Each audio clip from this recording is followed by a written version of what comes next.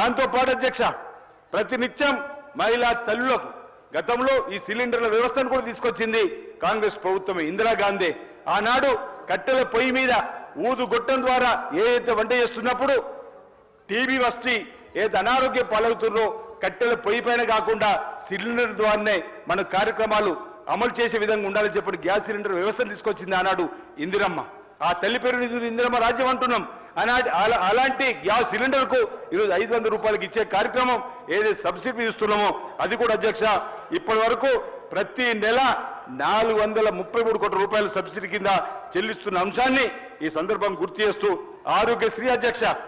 పేదలకు ఆరోగ్యశ్రీ పథకాన్ని పేదలకు ఉపయోగపడే ఏ కార్యక్రమం దేశంలో చూసుకున్నా ఆనాడు గరీబీ హఠావో నినాదం నుంచి కూడు గూడు గుడ్డ నినాదం నుంచి ఈరోజు బ్యాంకులను జాతీకరణ చేయడం కానీ రాజ్యసభలు రద్దు చేయడం కానీ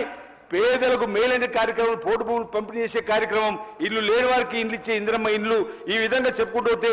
ఈ దేశంలో ఏ సంక్షేమ కార్యక్రమైనా అది కేవలం కాంగ్రెస్ ప్రభుత్వం ఉన్నప్పుడు అధ్యక్ష. అదేవిధంగా ఆరోగ్యశ్రీ అనే కార్యక్రమం కూడా ఏదైనా పేదవాడికి ప్రాణాంతక వ్యాధి వస్తే ఏదైనా పేదవాడికి ఒకవేళ యాక్సిడెంట్ అయిన జరిగి ఇబ్బంది అయ్యి ఆసుపత్రికి పోతే అప్పుల పాలు చేసి ఆ వ్యాధిని న్యాయం చేసుకునే పరిస్థితి, ఒక అప్పు పుట్టపోతే మరణానికే దారి తీసేటువంటి సందర్భంలో ఆనాడు కాంగ్రెస్ ప్రభుత్వం రాజశేఖర్ గారు బాగా గుర్తు అధ్యక్ష రాజీవ్ ఆరోగ్యశ్రీని 2 లక్షలు తీసుకుని వచ్చినాం. ఈ మధ్యలో దానికి సంబంధించి 10 లక్షల వరకు కూడా ఈ ప్రభుత్వం వచ్చిన తర్వాత పేదలకు ఎక్కడ ఇబ్బంది వచ్చినా ఈరోజు రాజీవ్ ఆరోగ్యశ్రీ 10 లక్షలు చేసుకున్నాం. అంతేకాకుండా ముఖ్యమంత్రి గారి సహాయ నిధి నుండి సిఎంఆర్ఎఫ్ గత ప్రభుత్వం ఆఖరి సంవత్సరము ఈ ప్రభుత్వం మొదటి సంవత్సరం చూసి అధ్యక్ష వాళ్ళు పెద్దలు దామోదర్ రాజనరసింహ గారు వైద్య ఆరోగ్య శాఖ మార్చులుగా 400 పైచిలు కోట్లు వారిస్తే ఈరోజు ఈ ప్రభుత్వం మొదటి సంవత్సరమే 800 పైచిలు కోట్లను ముఖ్యమంత్రి గారి సహాయ నిధి నుండి పేదలకు ఈరోజు వైద్య సహాయాన్ని అందించి ఈరోజు అపనష్టంగా కాంగ్రెస్ ప్రభుత్వం అందించినటువంటి విషయాన్ని కూడా దయచేసి ఈ సందర్భంగా గమనించాలని చెప్పని కోరుతూ దాని తర్వాత అధ్యక్ష విద్యా రంగానికి సంబంధించినటువంటిది ఈరోజు గౌరవ ముఖ్యమంత్రి రేవంత్ రెడ్డి గారి దగ్గరనే విద్యాశాఖను ఈరోజు వారి ఆధీనంలో ఉన్నటువంటి సందర్భంలో విద్యా శాఖలో కూడా సమూల మార్పులు తీసుకురావాలని చెప్పండి, విద్యా రంగంలో కూడా పెను మార్పులు తీసుకురావాలని కార్పొరేట్ రంగంలో ఉన్నటువంటి స్కూళ్లకు కాలేజీలు ధీటుగా మన స్కూల్కు ఉండాలని చెప్పండి ఈరోజు ముందుకు పోతున్నటువంటి పరిస్థితి కూడా ఒకసారి గమనంలోకి తీసుకోవాలని చెప్పిన సందర్భంగా నేను కోరుతున్నాను అధ్యక్ష. ఈరోజు గత 10 ఏళ్ల నుంచి వెళ్ళి అసలు గురుకులాల గురించి పట్టించుకున్న పాపాన్ని పోయిన సందర్భం అధ్యక్ష. గురుకులాలు ఒకవేళ మంజూరు చేసిన రెంటెడ్ బిల్డింగ్లు ఉన్నాయి తప్ప నూతన భవనాలు కట్టిన ఆలోచన లేదు అధ్యక్ష. కానీ ప్రభుత్వం వచ్చిన తర్వాత గురుకులాల్లో ఉన్నటువంటి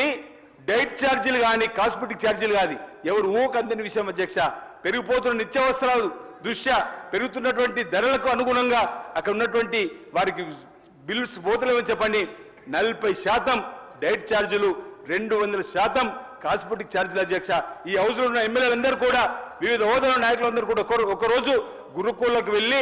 ఈ మెనూకు సంబంధించిన అంశం కానీ ఈ పెంచిన ఛార్జీలకు సంబంధించిన అంశం చెప్తే విద్యార్థులు వారి తల్లిదండ్రులు ఆనందానికి అవధులేదు అధ్యక్ష. మా బిడ్డలను ఈ ప్రభుత్వం తమ పిల్లలు తమ కన్న బిడ్డల్లాగా చూసుకుంటుంది, నాణ్యమైన భోజనం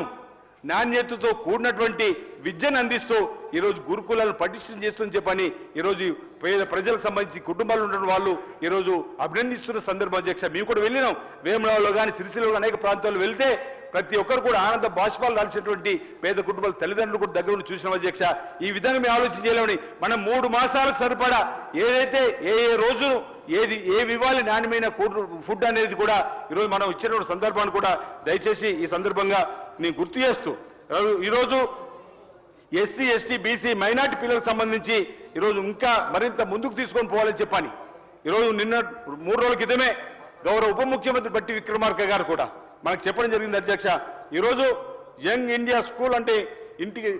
ఇంటిగ్రేటెడ్ రెసిడెన్స్ స్కూల్ను ఏదైతే ముందుకు తీసుకొని పోవాలని చెప్పండి ఎస్సీ ఎస్టీ బీసీ మైనార్టీకి సంబంధించినటువంటి వారికి